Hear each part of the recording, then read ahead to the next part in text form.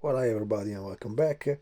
After some videos on my channel about the diecast review I made little bit ago, I'm here in my brand new temporary, always brand new and temporary location in Sweden, and this is my new office. As you can see, there is Christmas stars all over. My wife is absolutely inside the Christmas feeling. I waste 5 seconds, 3 minutes, whatever, to show you which is my new location. This is a very nice location in the middle of Sweden, in Värmland. It's, in my opinion, together with Dalarna, it's one of the nicest region ever in Sweden. And despite we are in December, I'm still waiting for the big snow. Here is a place where they do very big snow, and on that road, it was a leg of the WRC Rally Championship, World Rally Championship competition of Sweden. That currently they moved up in, I think in Umeå is a location very, very higher north than here, because unfortunately in the last few years we don't have so much snow like it was expected to be.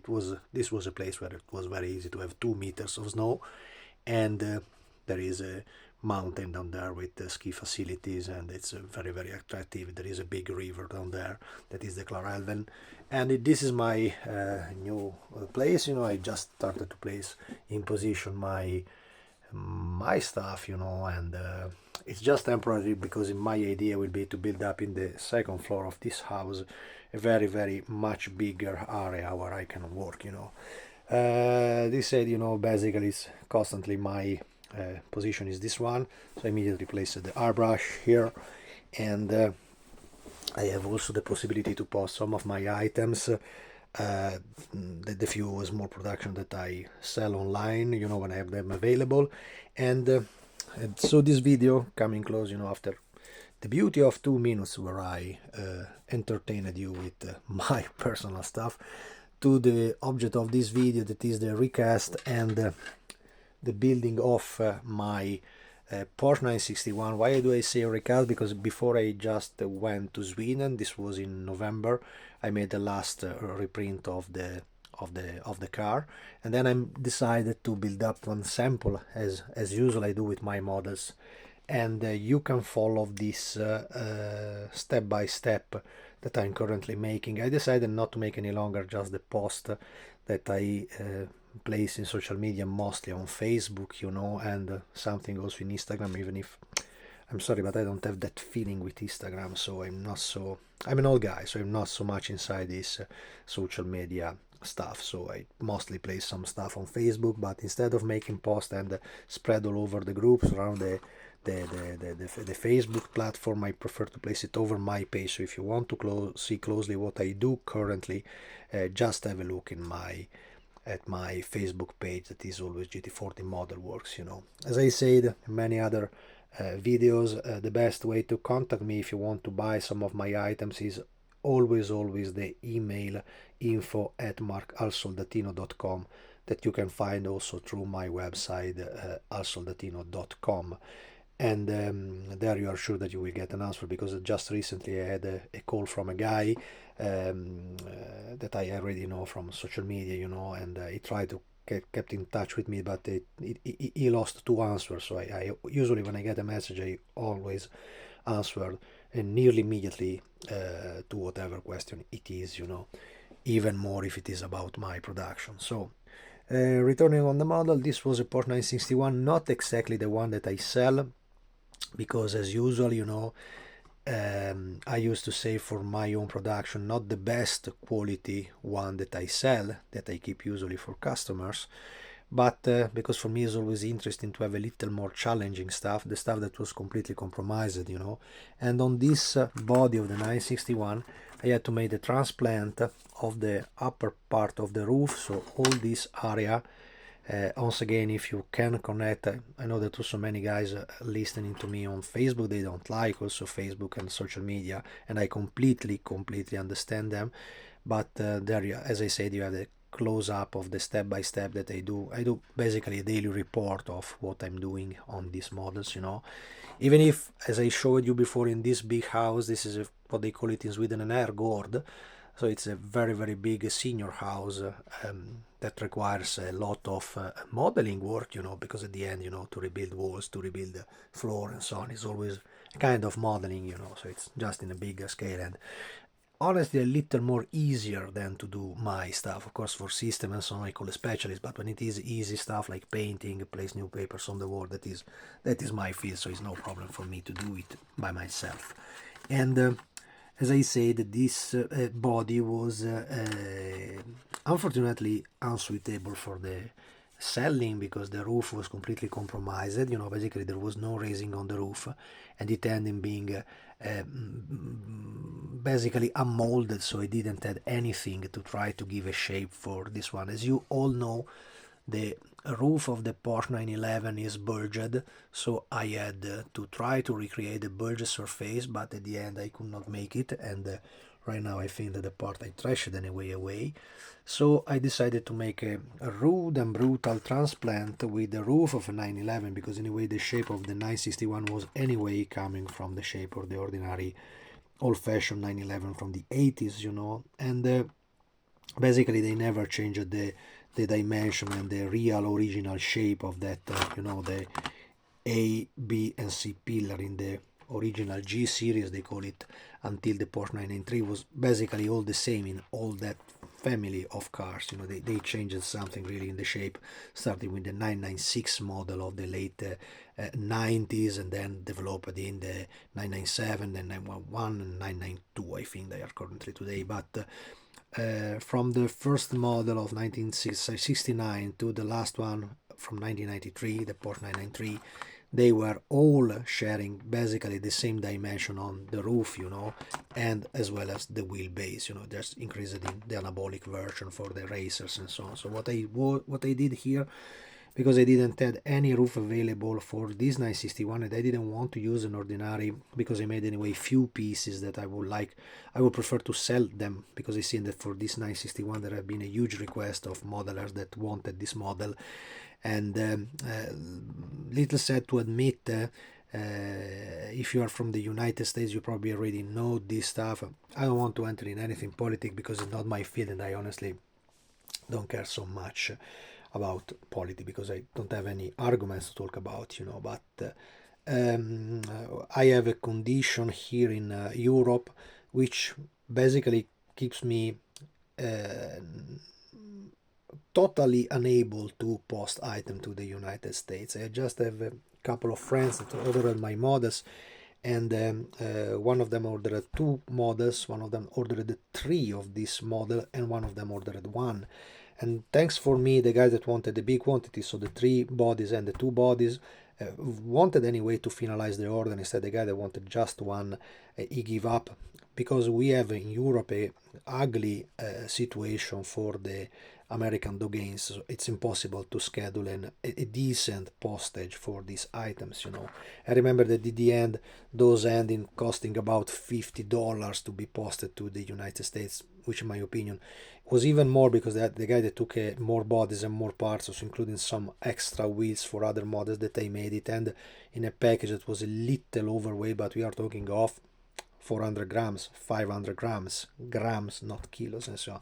And it had nearly $70 of postage, because the only facilities that accept items for the United States is the American courier. So you just can post it to the US using DHL, FedEx and UPS, and of course they are private couriers with their own fleet of planes and so on, so everything is a little bit different. Consider that I posted in those days an items to Australia, and the price to send the stuff to Australia was in the area of 20 euros, something like that. Neither that, I think 18 euros, 19 euros. Anyway, absolutely much more realistic on an item that I sell for $100. So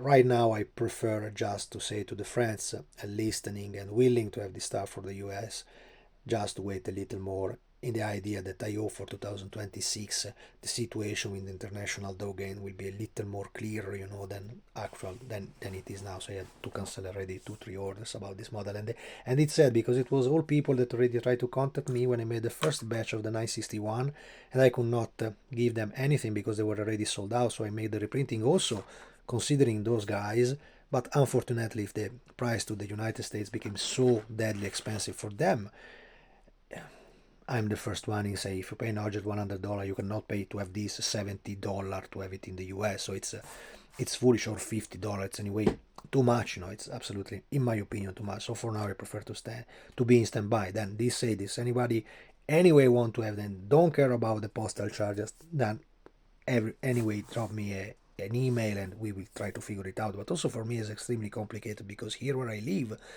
in Sweden is the services in Sweden are excellent. It's absolutely first world. So even if it seems that we are in the middle of the forest, of the Nordic forest, full of all the animals that you can imagine. So I have bears, I have lynx, I have moose, I have wolves, I have everything, little fox, I have everything here. And there is anyway ultra strong internet, ultra fast 5G connection for the telephone wherever you are in the forest. Is ridiculous. This is Sweden. And people here is fantastic because they are totally real car freaks. So they have, I've seen here in the, it seems really the middle of nowhere in Sweden, the nicest American cars ever, from the 50s, the 60s, the muscle car. I have a neighbor that has a Plymouth Barracuda in the field, that is a car that he want to refurbish. But it's amazing because it's really like you see in movies. You see this big American muscle under a cover, so it's fantastic. I love to take that wheel just to see the ugly tail of the Barracuda, parked there ready to be refurbished. So Sweden is this way. It's really, really, my opinion, is one of the nicest country we have absolutely in Europe, even more if you like nature. So this said, in this place of Sweden, the postal system is absolutely fantastic because they deliver stuff within Sweden. They make it around 24 hours. So in 24 hours I can have stuff that is coming from the north of Sweden that is nearly 2.5 thousand kilometers from here. So it's like to travel down to Milano again, and they are having 24 hours. There is a big road where in the night you see the courier making, they call the postal, making in the night this transport around Sweden is simply fantastic. If you go up there, you see these monster trucks. They look like a Christmas tree full of lights. They are really, really, I like to live in Colorado, something like that. But the advanced stuff and the technology is really Sweden. So it's absolutely fantastic in my opinion. And so I mean, within Europe, this is stuff that I post, and for me it's even more easy to post this stuff from Sweden than from Italy. Right now is absolutely also cheaper than in Italy because I settled now a postal charge for everybody about 20 euro worldwide. So I can post 20 euro to France, and it became even 20 euro is a little more for me, but I keep it anyway at 20 euros to New Zealand or Australia or I cannot say Hawaii, even if I have a friend in Hawaii that buy my models, because Hawaii is anyway United States. So we end in the discussion I made 10 minutes ago. And so that's it. Well, coming back to the model, after this huge transplant I made on the roof, and the transplant that I made was taken from a model that I made, also this was made I think more than 10 years ago, I think 12 or 13 years ago. It was my first version of the Porsche, of the 1974 Porsche RSR, which is not the one that I currently sell now because this was the first model that I made, and it was started from 935 from Tamiya. And what is curious to spot is that basically the models made by Tamiya in the past, without considering the latest 934 that in my opinion is the nicest they made from Tamiya, had basically the same identical roof. I mean, on this model I just added the drop line that was typical for the 911 models. This was also a scrap body from the first production that was made by a guy that was printing figure. And the problem on this first model, if you get to that one, maybe you will notice that is that in some points, like for example the tail, the wheel arches and so on, the resin used was an American resin named Smooth On. And the Smooth On resin is famous to be incredibly good, but for military figure and not so much for big resin figure. Instead, if you take the last one that I made, the one molded in resin, and now it's stuff that I sell since more than about 10 years, because this guy I just took for the first production of this, and mostly for the trucking production. That I have the line of trucks. And the only main problem was that being also much more expensive than the ordinary resin, the model was already expensive at the time for me to be produced. But I had an extra spares of these bodies, mostly because I think this could become kind of body kit for any other modification. I'm thinking of an hypothetical Rauwelt Begriff. You know, they made their RWB RSR that is similar to the body of the original 3-liter RSR 1974. And as I said, I cleaned completely the frames and all the drop lines, cleaned everything, and I just took the part of this one and placed it over this body. I have a leftover, I never trash anything in my model, and it was surprisingly to see that if you place the roof of the RSR, it basically fits nearly identical to this one. It was slightly different here on the frames from the C-pillar going to the rear windshield, you know, but yeah, I think this was mostly because the body used by Tamiya in the original, in my master, this part of the 961 is still shared with the original Tamiya 961, which includes also the frames of the transparents, you know. So I wanted to do this video also to show up how it became when you cut the transparent parts from the original mold. I saved the front windshield and the rear windshield until now, because it can be that at least for the rear one, that is nice but not that nice, you know, it's a little bit scratched in the corners, and despite overall is a quite kind of old plastic, so we will see what to do with this. I mostly saved the front part of the windshield that still includes the white frame from the original plastic, and it basically fits I think nearly perfect to the, not so easy to do with one hand, give me 1 second. There you go.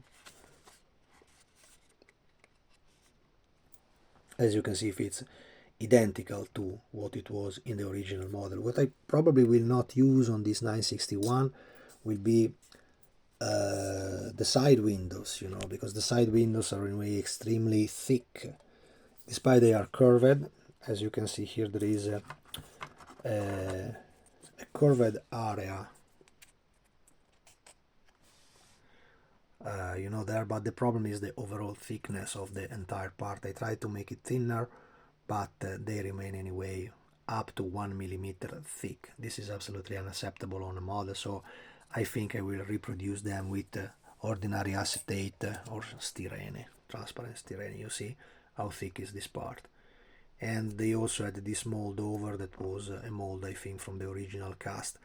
So I think it's not a problem to change this part. I just use this as a dime, and I think I already made the shape for it, and it fits nearly precise on the side of the model, you know. So it means really that the operation of the roof was kind of okay. It's absolutely acceptable for the shape. What it is unacceptable is the thickness, you know. I try to make it slim in one side, but they are too thick. They look like armored windows for a Racer 961. And another small part that I made here, it was, of course, if you noted, my model comes without the extra fins on the rear tail, but that's not a problem because they are very easy to rebuild. Also here I used the code from Evergreen 8112, that is a strip styrene, but you can also use ordinary plastic. I suggest you to stay around 0.25 millimeter to make this air intake, which of course could not be molded so thin and so precise in the original mold, because this is stuff that in the resin you should make an internal nacelle coming from inside. Is a part more, is a mold more. So in my opinion, it's much more easy that a modeler simply clean the area, because if you see the original bodies that I have, there is some dents there. Maybe I can find one and show you one. Hold on a little. Place elevator music while you wait me there. Ping, ping, ping, ping, ping, ping, ping, ping.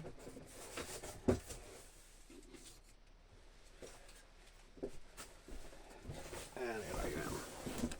We're going up to 20 minutes, guys. I hope you are not bored by all of this. As you can see in the original part that they sell, that there is a flash of resin and 2 dents.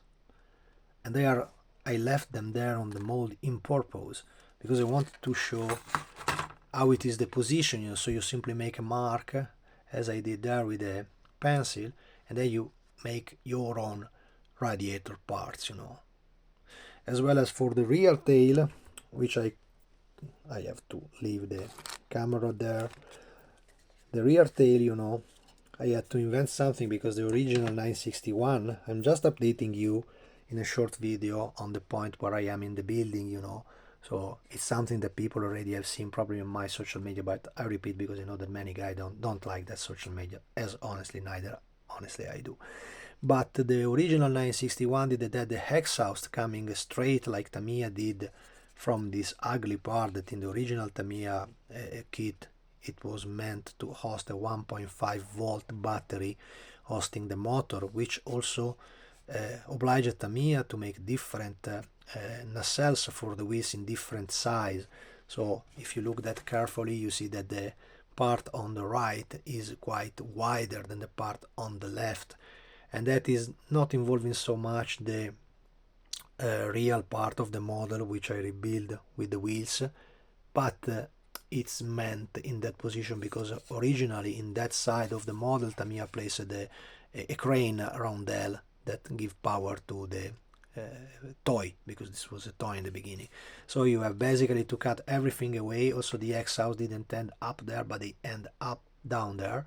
And as a guy pointed out in a comment under my model, there were turbochargers from Garrett KKK coming from the Porsche 956, because I think the motor was a straight motor coming from the 956 racers, you know. Just, of course, the two turbos were placed in a different position, and probably that was also one of the reasons why the car in reality took fire, you know, because they didn't have so much time to make the test around the Le Mans configuration, while the 956 in 1986 was already becoming a 962 model, so it was already a car racing since I think nearly 7 or 8 years, you know, around from the prototype starting in 1980. So in 86 is a racer, pure racer, that made 6-season winning car in the prototype category, so they didn't have the time to test probably the same situation, or it was just unlucky, who knows.